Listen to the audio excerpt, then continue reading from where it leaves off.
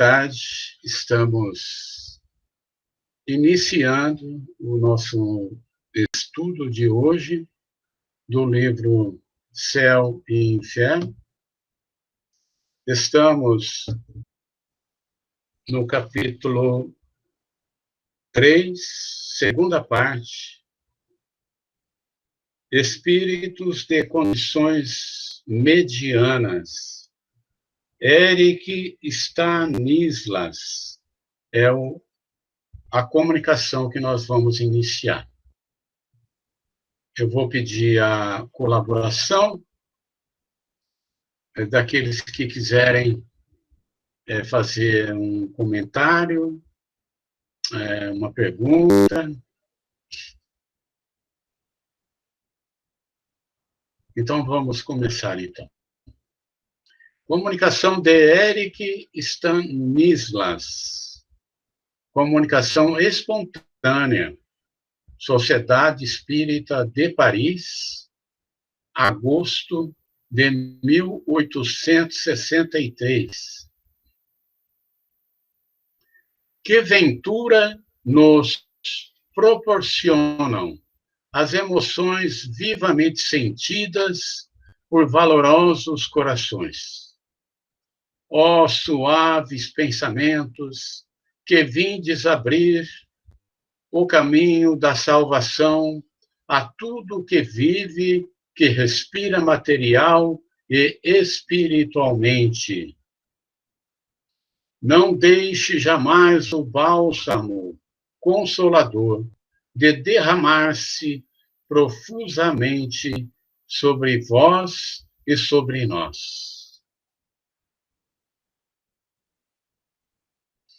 De que expressões nos servimos que traduzam a felicidade dos irmãos desencarnados ao perscrutarem o amor que une a todos?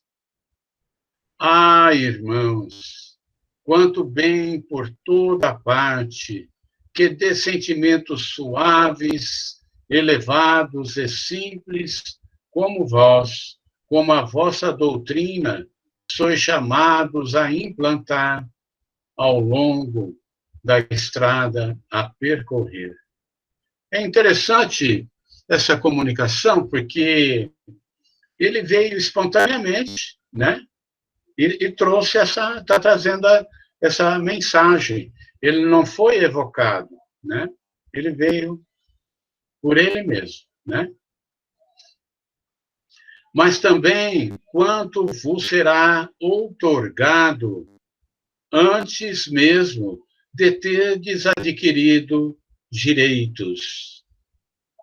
Assisti a tudo quanto se passou esta noite. Então, lá na sessão da Sociedade Espírita de Paris, ele compareceu lá na sessão espontaneamente e acompanhou todo o estudo, todo o movimento mediúnico, né?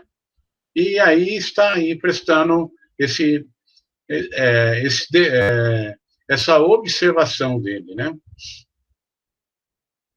Ouvi, compreendi e vou procurar a meu turno cumprir o meu dever e instruir a classe dos espíritos imperfeitos.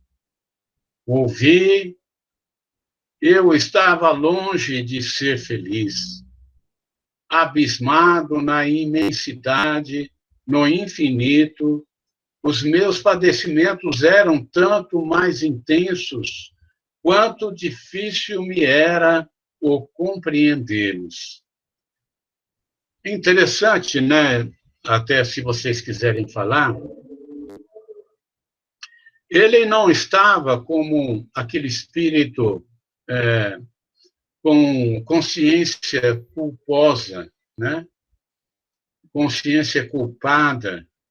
Ele estava no infinito, mas de alguma forma ele estava infeliz, porque ele estava um pouco que perdido.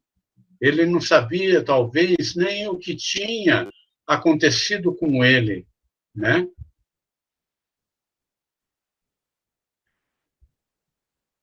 Aí ele continua. Ouvi, opa, já falei, né? Bendito seja Deus que me permitiu vir a um santuário que não pode ser franqueado impunemente pelos maus. Isso mesmo. Amigos, quanto vos agradeço, quanto de forças entre vós recobrei. Ele está se sentindo revigorado, né? Ó homens de bem, reuni-vos constantemente, estudai uma vez que não podeis duvidar dos frutos das reuniões sérias. Os espíritos que têm muito ainda a aprender, os que ficam voluntariamente inativos, preguiçosos e esquecidos dos seus deveres, podem encontrar-se, em virtude de circunstâncias fortuitas ou não, aí entre vós. Ele está afirmando, é interessante que isso ocorre na nossa vida integral. Ele está dizendo aí que nas reuniões lá de Kardec, na Sociedade Espírita de Paris, haveria a possibilidade de ter espíritos ali ainda perturbados, perdidos, sofredores, e com aquelas reuniões eles seriam despertados, né? E eu fico pensando numa outra coisa, que a gente está sempre acompanhado, né, gente? Por colegas de um outro tempo, por companheiros de atividades de outras vidas, mas também companheiros ligados a nós por aquilo que pensamos, sentimos, fazemos, né? Então, como Paulo falou, né? Estamos sendo observados por uma multidão de olhos. Isso é uma grande verdade, né? E então, esses espíritos que estão lá presentes, né? E então, fortemente tocados, quantas vezes lhe é dado, reconhecendo-se, entreverem o fim, o objetivo cobiçado, ao mesmo tempo que procurarem, fortes pelo exemplo que lhes dais, os meios de fugir ao penoso estado que os avassala. Veja que é bem isso que a gente estava falando, porque participando ali das reuniões, eles acabam vendo a própria situação, né? E de alguma forma são ajudados, né? Como ele, o próprio Eric, foi lá espontaneamente, esse que está se comunicando, e ele encontrou a razão de, de um despertamento, e ele está muito feliz, né, com isso. Com grande satisfação, me constituo intérprete das almas sofredoras, porquanto é a homens de coração que me dirijo, na certeza de não ser repelido. Ainda uma vez, aceitai, pois, homens generosos, a expressão do meu reconhecimento em particular e, em geral, de todos a quem tanto bem tendes feito, talvez sem o saberdes. Eric Stanislas. Algum comentário que alguém queira fazer? Tudo bem?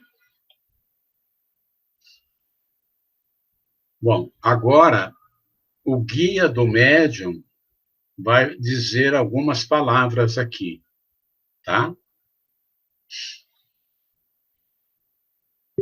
O guia do médium. Meus filhos, este é um espírito que sofreu por muito tempo, transviado do bom caminho. Agora compreendeu os seus erros, arrependeu-se e voltou os olhos para Deus que negara. A sua posição não é de um feliz, porém, ele aspira à felicidade e não mais sofre. Deus permitiu-lhe esta audição para que desça depois a uma esfera inferior, a fim de instruir e estimular o progresso de espíritos que, como ele, transgrediram a lei.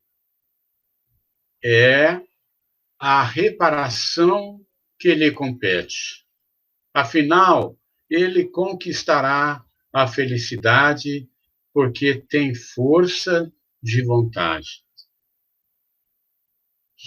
Eu fico pensando, sabe, gente, naquele pensamento que nós tínhamos há bastante tempo atrás, que bastava você se ajoelhar num quarto, num recanto de qualquer lugar, numa igreja, e você pedisse perdão a Deus, você estava livre, tranquilo e limpinho, né? Mas foi uma instrução que a gente recebeu e que levou a gente a pensar assim, né? Não que Deus não vá permitir que a gente, de alguma forma, seja feliz, mas que com certeza a gente vai ser sempre com trabalho. O trabalho, o arrependimento, né? O arrependimento é o primeiro passo, né? Depois o trabalho, a redenção, né? Mas essa porta da redenção é aberta a todos nós. E eu trago também aquele pensamento, né? Ora, se estamos encarnados num planeta de provas, todos nós temos dificuldades para reparar, né? Agora, a comunicação da senhora Ana Belleville. Celso, só gostaria de fazer um comentário. Sim, por favor. Eu achei interessante aqui que ele fala como se, na minha interpretação, né, como se a nossa condição fosse de transgressores das leis divinas, né?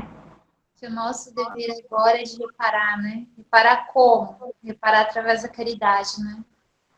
Isso. Ficou bem claro nessa parte do guia do médium, né, que ele passa essa mensagem, né, na minha interpretação.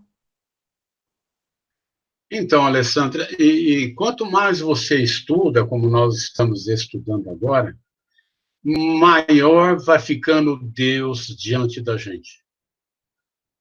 Ele vai se tornando tão grande que a gente vai compreendendo ele, esse Pai misericordioso que ele é, né? Que sempre permite ao filho a reparação. E a reencarnação é para isso, né? É experiência, aprendizado, reparação e evolução. São 4 itens, né?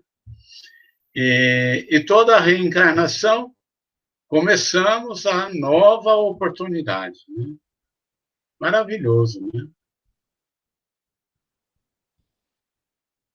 Mais alguém que deseja comentar? Bom, então nós encerramos a primeira comunicação, né? Vamos agora avançar para mais uma parte, a comunicação da senhora Ana Belleville.